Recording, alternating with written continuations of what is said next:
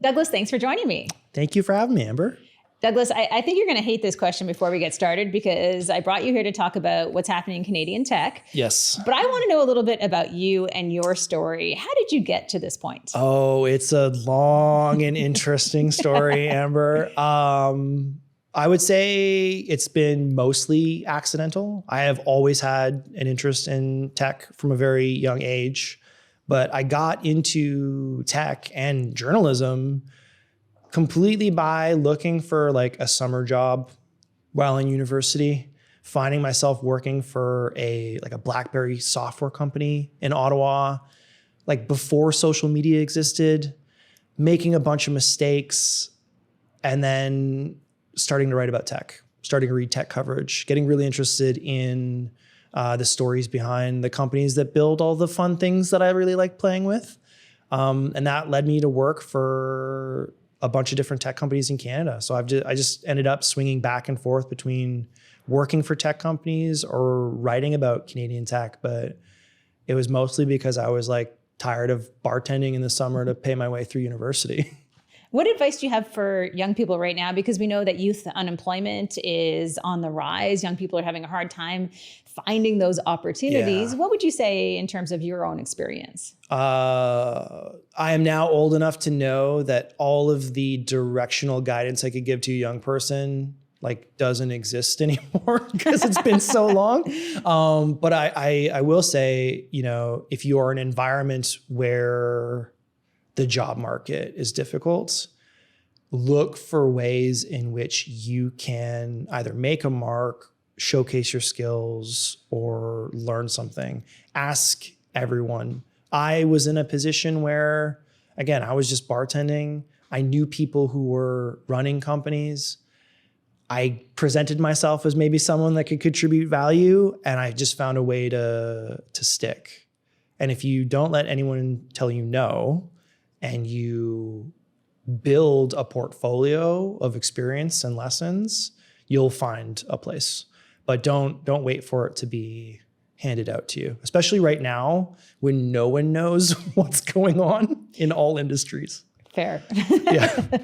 For people who aren't familiar with Betakit, what is the story behind that publication? Yeah, okay. Well, Betakit is the publication of record for Canadian tech and startups, innovation broadly.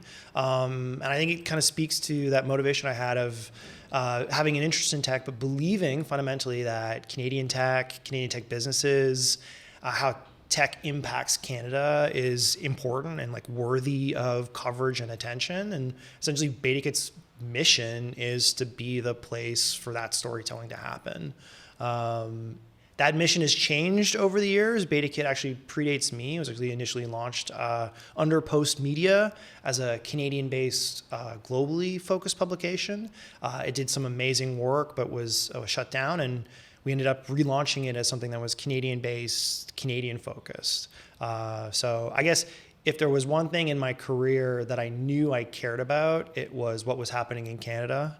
And then I kind of found my way into tech and journalism, and all of those three things kind of converged. The Canadian tech scene has really evolved over the past couple of decades. You and I have both been part of that. It used to be a smaller group of people, and it's grown quite a bit. Obviously, tech has become kind of the main player out there across all industries. When you think back to some of those early days of the tech community in Canada, what are some of the things that maybe you miss? Oh, that's a great question. I miss running tech events with you in like the late aughts, where we'd be like, you know what? We need to have a 2-day conference about the future of mobile. Things have really changed.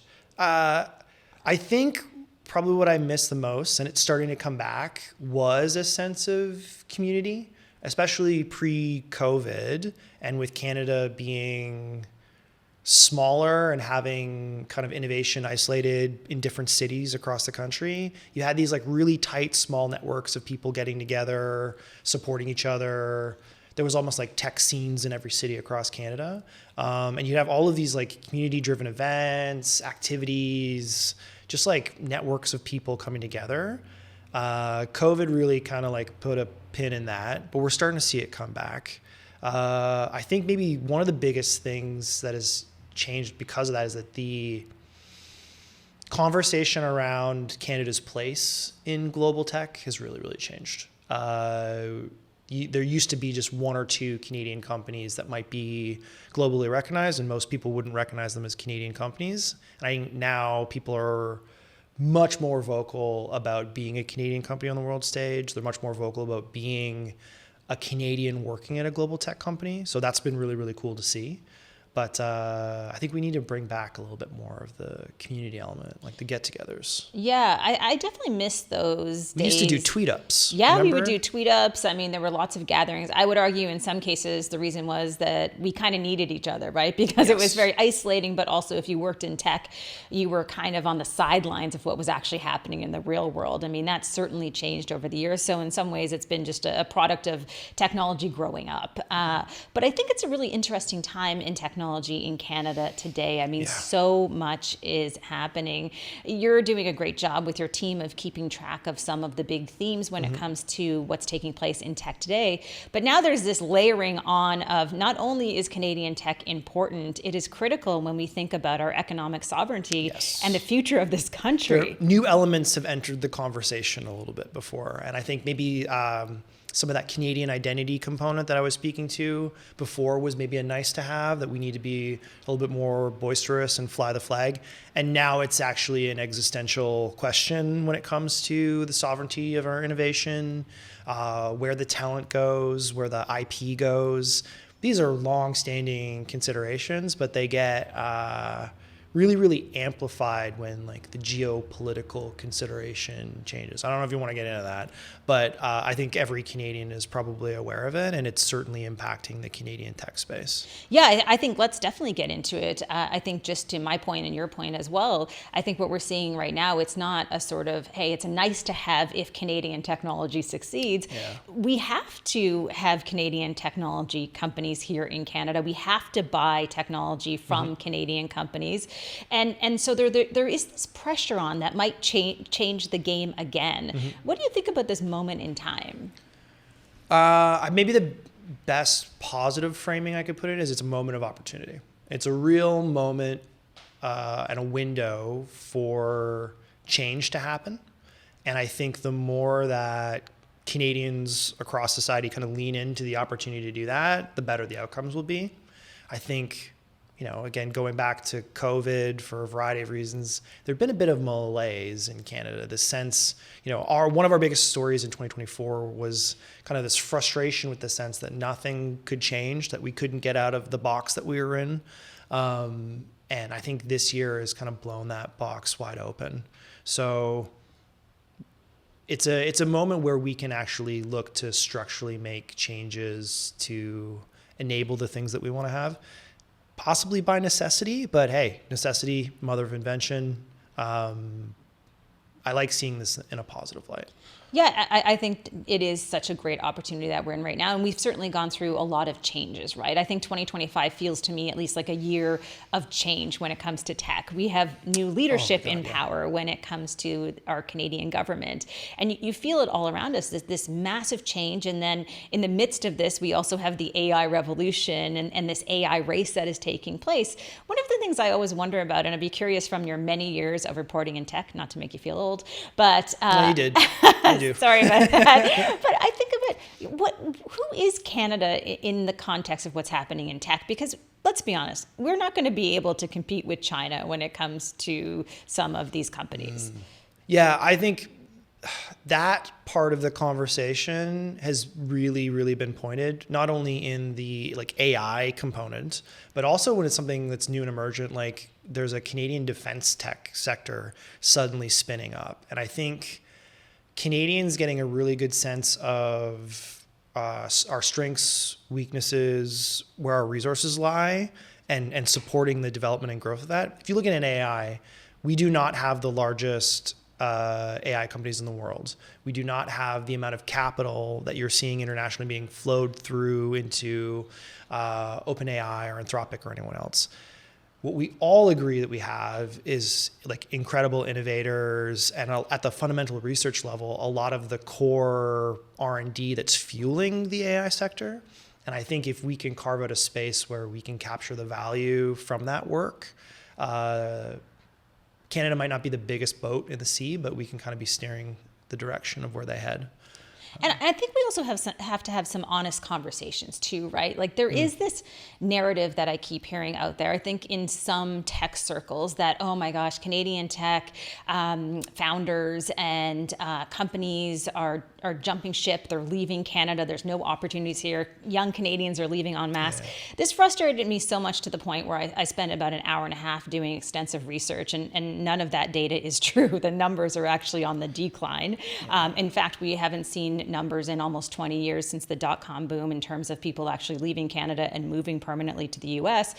So it's been slowly going down. So to me, it feels like, is Canada a good place to build a tech company? And my argument would be yes, but you do have some people in the tech community kind of sort of a little bit more negative around that story of why this isn't the right place. Yeah, it's taking a step back, I'll say we were so indexed on the opportunity for Canadian innovation that we actually released like a print issue this year called Most Ambitious, highlighting ambitious Canadians, Canadian companies, Canadians around the world. I do think there is some of that malaise narrative that's carrying forward. I think it starts with identifying some of the, honest limitations we have as a smaller country on the global stage.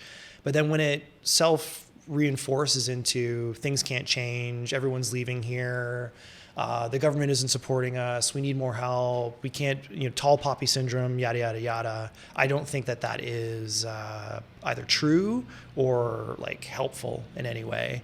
When it comes to the data of what's actually happening, again, you can see this in terms of opportunity. There's opportunity for us to right-size our programs of support. There's opportunity for Canadians to buy from Canadian companies, for Canadian companies to supply what we need rather than looking for international global giants to do it for us. There's an opportunity for Canada to make it easier for a new generation of entrepreneurs and innovators to stay here rather than feeling like it's Silicon Valley or bust. Those are all different things, though. And I think when we look at our work at Betakit, there's that overarching desire to tell the story of Canadian tech and innovation, but an understanding that that story is built by all these little smaller stories that kind of connect with each other. So I'm not a big guy to paint things in broad brushstrokes, but yeah, we dropped a print issue saying and showcasing how Canadians are ambitious and innovative. And I think that anyone's trying to say otherwise or that things can't be built here to that level should read that issue. Well, I have to say, I have a copy of that on our coffee table. Awesome. Because it is a really beautiful publication. I think it's a reminder every time I walk by it in my house to look at that and realize all these incredible tech stories. I've been telling these stories for the past couple of decades as well, speaking to founders and speaking to teams of people who are building amazing companies right here in Canada. Certainly it's not perfect. We don't have, the investment money that we probably need or want. But listen, there's a lot of other things in Canada that make this a special place to build a company. It's a very inclusive, diverse country and lots of reasons to want to live here. Also a very free country as well. Yeah. When you think about some of the startups that you're profiling in Betakit and you're speaking to, because this is one of the things that I love about your publication, I'm hearing about companies I didn't even know about. Yeah. Like Betakit's the only place that I can go and hear about these amazing companies because it feels like there's nowhere else for them to have a place in our modern media world. Yes. Well, thank you for that. That's you're proving our value proposition. That's like literally the intention. And with my tech career, I've either written about tech or worked for tech companies, always within Canada because that was the most important thing for me. Like living in Canada, doing that work from Canada was really important. When it comes to the journalism, creating a space where we can tell those stories, and in that, fundamentally saying that these stories are worthy of being told is the whole deal for us. Now, in that work, to what you were just pointing to, the most fun is about finding about companies or people that you've never heard of. There's something like, I need to tell everyone about this. The component I enjoyed the most about our Most Ambitious issue was uncovering, learning about these companies that are doing this work, particularly in like the space sector. I wasn't really aware of Canada's space sector. Like I think everyone's heard of Canadarm and maybe like it ends there. we have this like huge spread of companies across Canada that are doing really interesting thing, from like low Earth orbit satellites to trying to put nuclear reactors on the moon, to other companies saying you don't need to put a nuclear reactor on the moon. We can just beam the sun's energy to the moon. We'll just handle it that way. You have this wonderful company called Nord Space that is trying to kickstart commercial space launches from within Canada.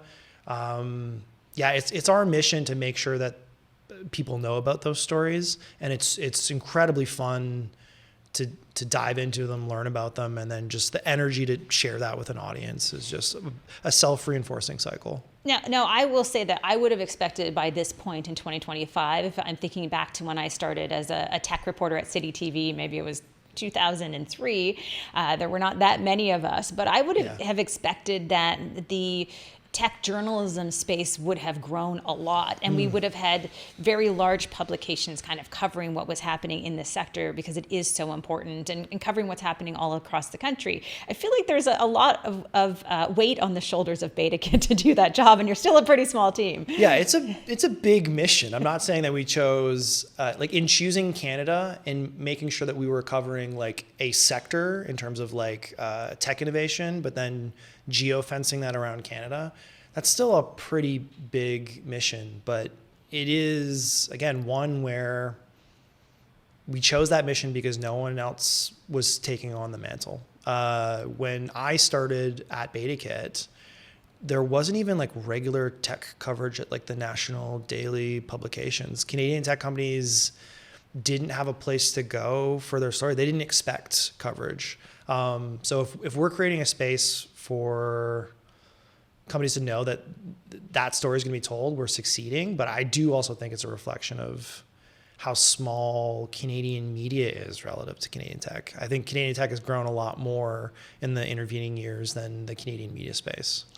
Let's talk about where the country is going forward. There is a huge focus on AI. That's something that we've talked a lot about on this podcast. Yeah. We've had policy experts on saying that Canada has maybe 18 months to really build infrastructure and build companies in the AI space in a significant way.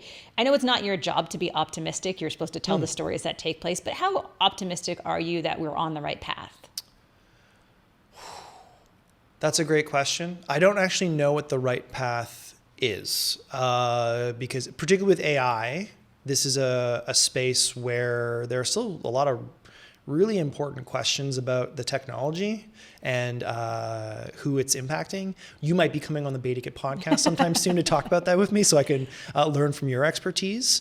I think what everybody wants is a sense that if Canada as a country or within industry is choosing to make a mark, we have the capacity to do so, and there's actual movement rather than the endless series of talking points and commitments that kind of lead nowhere.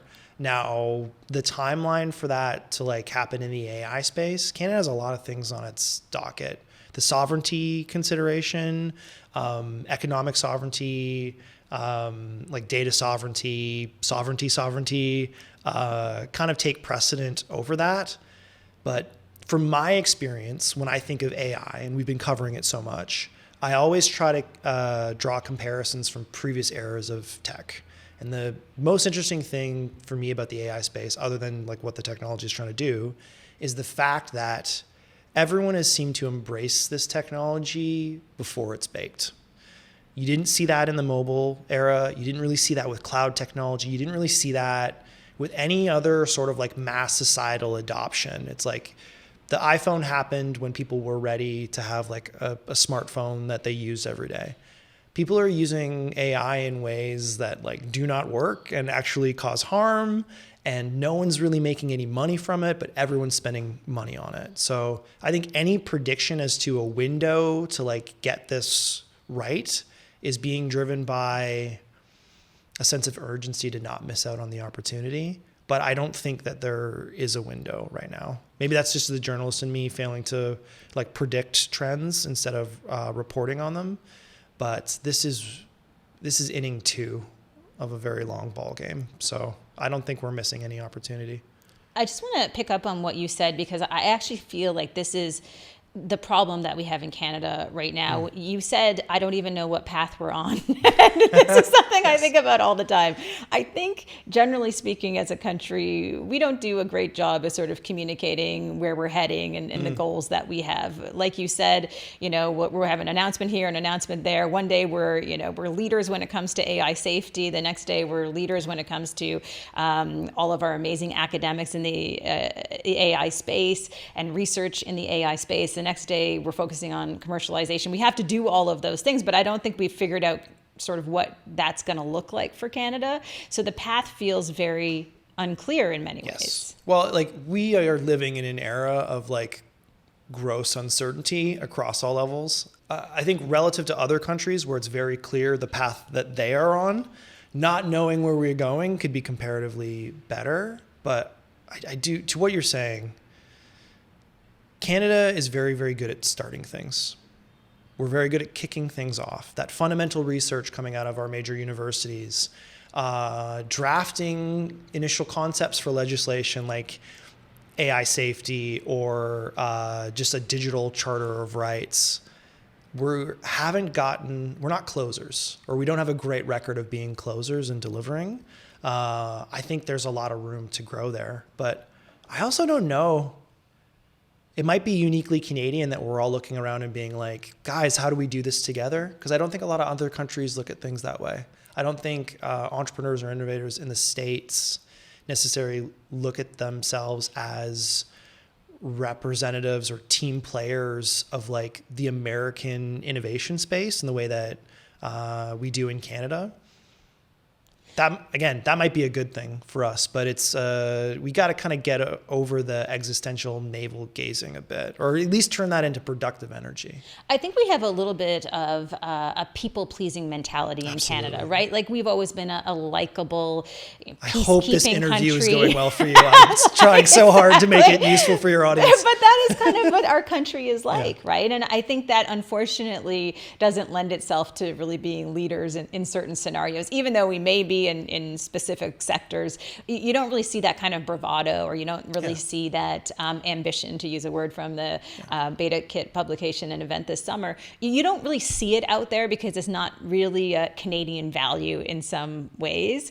And yet I think we're at a time where I think Canada does stand to play a really important role on this AI journey. And that role could be a combination of both AI innovation and AI safety. I mean, those two things can be compatible, despite what people think. I think that they can go hand in hand, but we're still kind of figuring this stuff out. Yeah. But in that decision, there is this belief that Canadian entrepreneurs and innovators are either trying to do something for Canada or bring everyone along together with them. Like, Nordspace is trying to launch rockets in Newfoundland, not because it's the most profitable thing for them to do, but they want Canada to have a commercial space launch capacity.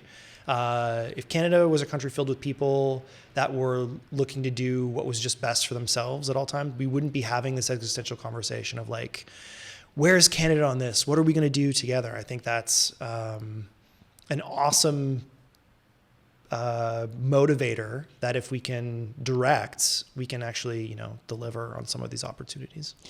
When you look back at your career, I won't mention how many years it's been again. I don't want to embarrass you. It's been years. But when you look back on your career and you think about sort of the highlights and maybe those low moments in Canadian tech, is there a time period where you feel like, okay, at least we've come a long way since that point? That's a great question. I will definitely say there have been. And it depends upon if you're talking about like startups and innovation or like corporate leaders. I personally worked for Canada's former largest tech company, BlackBerry, then called Research in Motion, which doesn't like fundamentally exist in the way it did before, right? A lot has changed from that moment of having one company represent an entire industry for a country. I will say in the past, let's say 10 years, there are so many more companies growing and scaling. We are overwhelmed with opportunities to tell stories. And it seems like, particularly now, it used to be a really cool thing that Two people in a coffee shop could get their laptops together and start a company, maybe. Now one person can do that by themselves with the available technology. So we're just seeing that like 0 to 1 moment happen so much faster. But yeah, in terms of change or growth, I just think Canada is better at entrepreneurship now. We have a better culture of entrepreneurship. When I was working at tech companies in the early aughts, we didn't even call them startups. They were just small businesses. Like the idea of rapidly scaling wasn't really there. And that's really changed. Young people know that they want to be entrepreneurs and what entrepreneurship can look like now. It's kind of also, I think, a sign of the times in a positive way that both you and I almost daily are hearing about companies that just haven't been on our radar. Because I can say 20 years ago that never happened. I kind of knew all of the startups, totally. Right? But I mean, it is realistic that now there are companies that, you probably still haven't heard of, and there are hundreds of those across the country. Yeah. Absolutely. And that's really, really cool. And for like our work, our mission is to like try to find them all, but also create a space where every local Canadian innovation story is surfaced up to the national level so that people in Toronto know what's going on in Montreal or Vancouver or Calgary, which I think was a big thing. 10 years ago, you and I could probably list by name every person in the tech space in Toronto, what they were working on.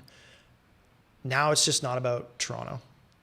Figuring out what's happening in Vancouver, what's hot, what's popping is really, really important. Understanding that all of our major cities have something going on is a real development, and I think it's a positive one. I think so too. I think it would be amazing if there were 100 Betakits that could have their tentacles in all of the different provinces and territories, because like you said, there are these pockets of incredible stories that are happening in my home province of Prince Edward Island. The biotech scene is quite hot there. Those stories also need to be told. So we see that, I think, more and more across the country. Just looking forward, if you think about the future of Betakit, where are you guys heading? All across the country. By the end of the year, we're going to have writers in 5 provinces across the country. Goal would be to have a person on the ground everywhere it matters. We're also thinking about like what AI is doing to everything, how that changes our relationship with our audience, or how we continue to pursue this mission, taking advantage of like what's available to us. Again, you and I have gone through eras where it's like, oh man, if you could get to #1 on Dig, that's a really good day for you. I still remember the day the publication I work for got /dotted. That was a really cool day. There are just new versions of that now, and you have to constantly be assessing how you engage with your audience, how they want to engage with you, and like they want to be served in terms of information, storytelling, insights, and all that stuff. But that never changes, and it's very, very exciting to keep experimenting and trying. Well, I want to say that I feel very confident and comfortable knowing that we have your voice and your team's voice in terms of the future of tech in Canada. You have a lot of experience, and I think that's important. AI is not going to be able to replace that anytime soon. I hope not. There's a lot of recorded audio and video of me online, and I hope I am not replaced by like a Max Headroom version of me, so I can keep having conversations like this, keep having you on our podcasts. But yeah, thank you, Amber. Yeah, thank you so much for being here.